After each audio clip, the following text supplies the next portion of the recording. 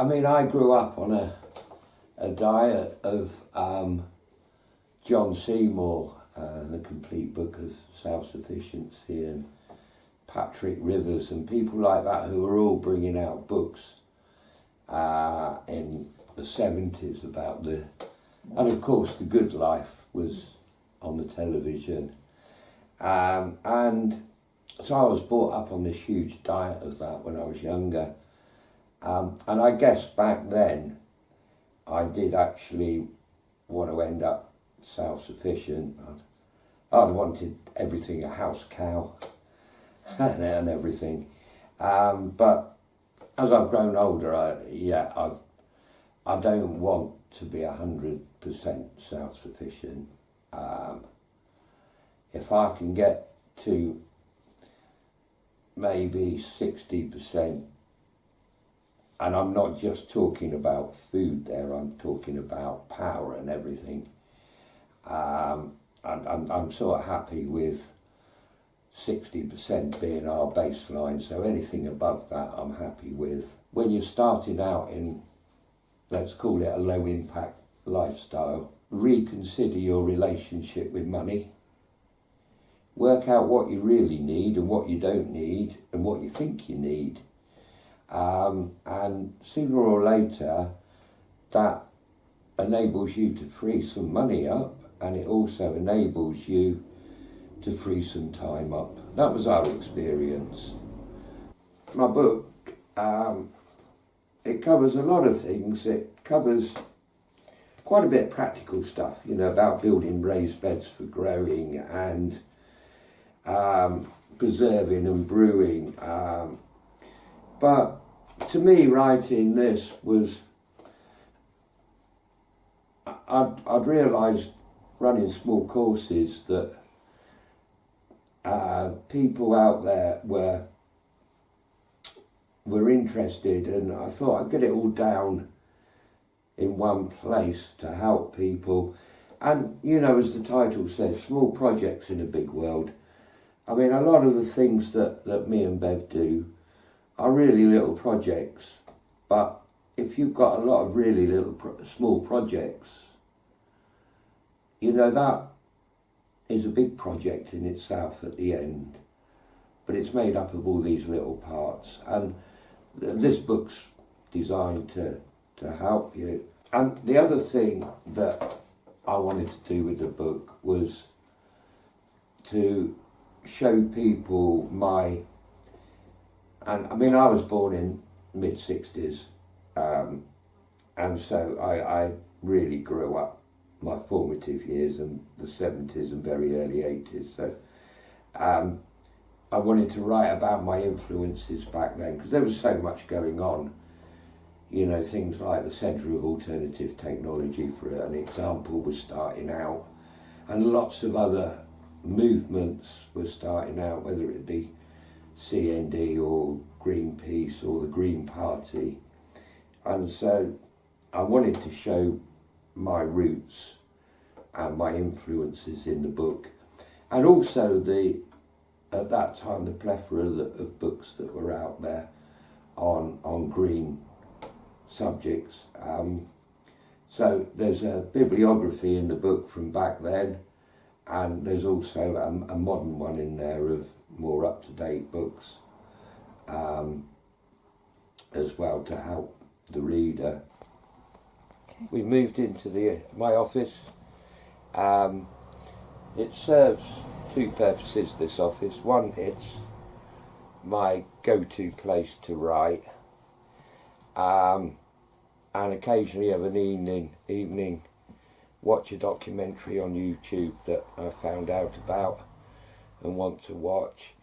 But it's also our main part of our library, and I've always seen it as a bit of a resource centre for other people.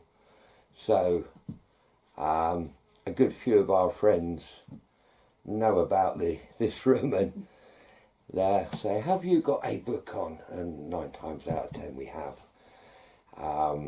Whether it's woodland craft or natural history, ecology, or ID guide. And what I like about working in here as well is directly above me, in the room above, is Bev's workshop, where she does all her sewing. And sometimes I can be sat down here writing, or maybe in a Skype meeting with somebody, and I can just hear Bev being busy above me, which is really nice.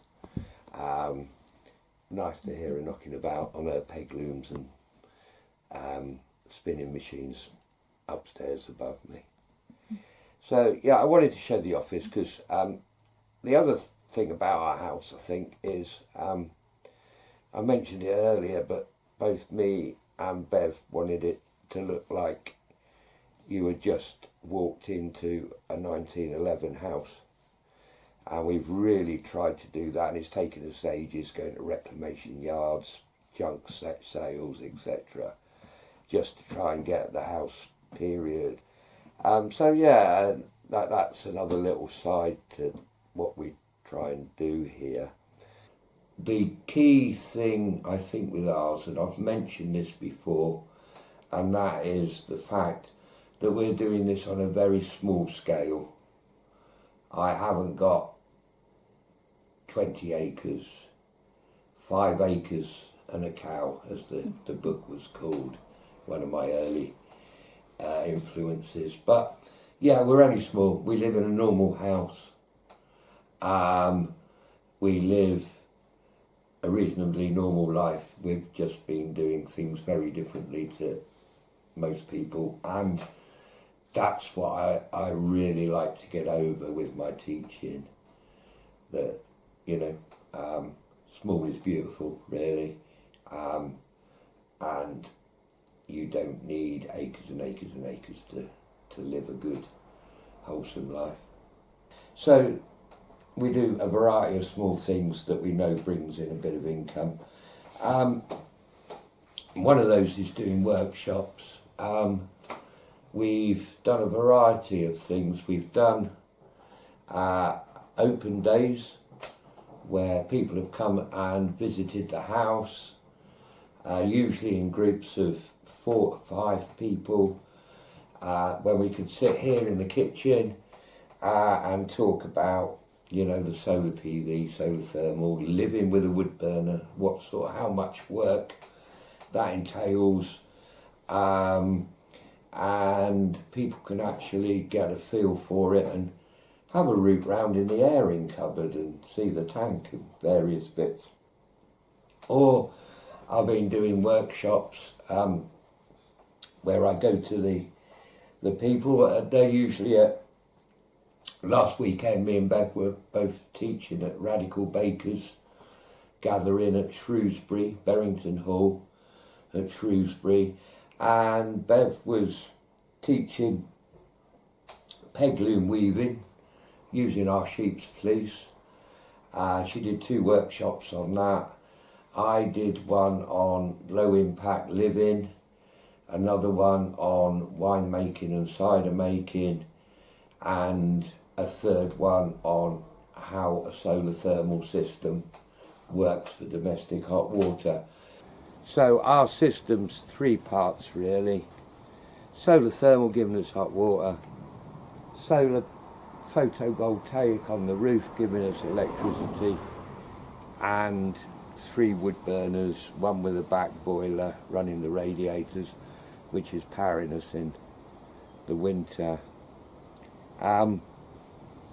Cooking wise, we've got a range cooker, and it's got 7 gas rings and 3 big electric ovens. We use that so we can bulk cook whenever we want, or we've got a glut of something. We are using natural gas, that's our link to the grid. But saying that, I'm only using £7 a quarter in gas and £21 a quarter in standing charges. So I am thinking of changing the jets on the cooker over to LPG, so I can have a cylinder out there, and that's saving me about £100 a year in standing charges. So I am thinking about doing that.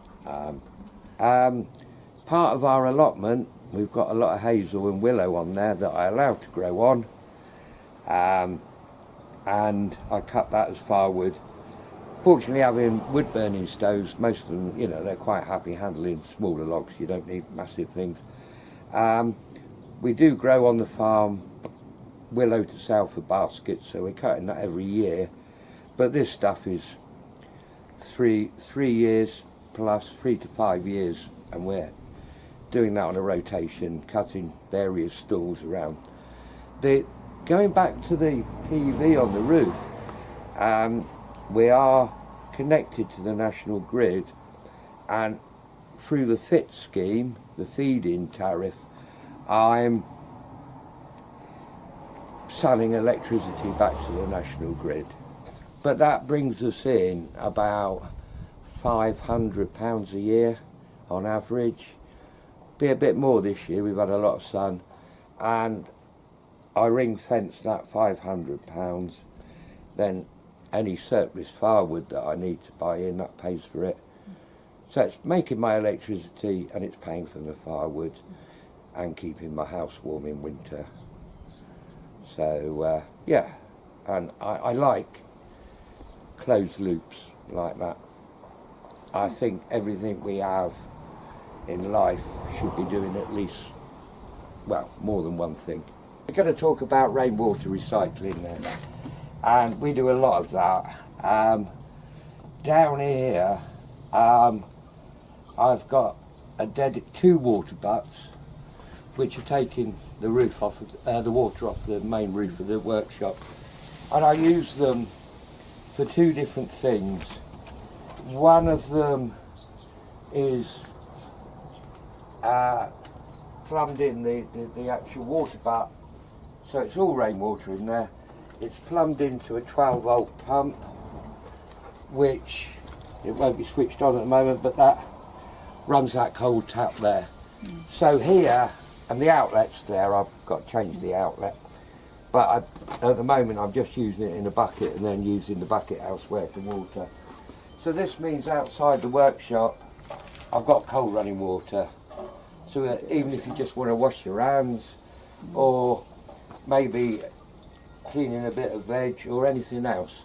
So that water butt there, that pure, well, it does two jobs. Takes the rainwater off the back of the workshop, and it provides me with on-tap rainwater for doing jobs. The water butt sat at the end of one of the outside benches, that is purely water for when we're doing the forge.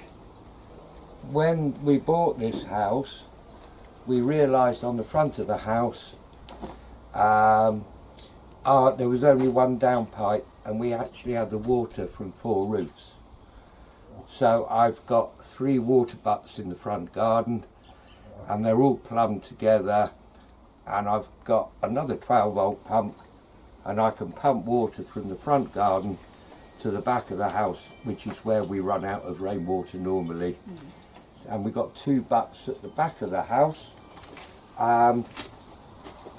The dogs drink it, we wash the floors with it, we do anything with it bar drink it. So anything that's not potable, that rainwater gets used for.